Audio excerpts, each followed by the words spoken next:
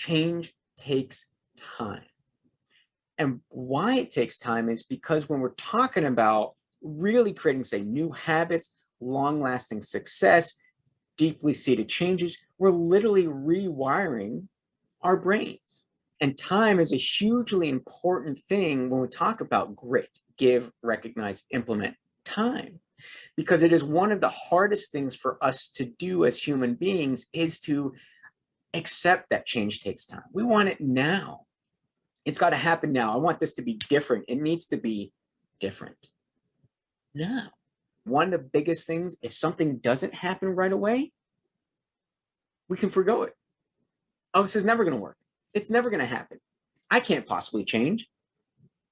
We essentially make this gross generalization that it's never going to happen for us because it didn't happen this one time, or it didn't change right now.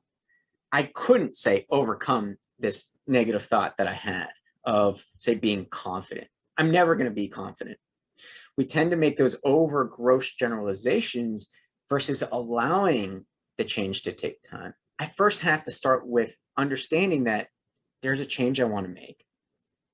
I have to know what that change is. I have to be aware of where I am now and where I want to go and what those differences are, so I can start taking small steps at a time. We've talked about implement on this podcast, a part of grit, give, recognize, implement, time.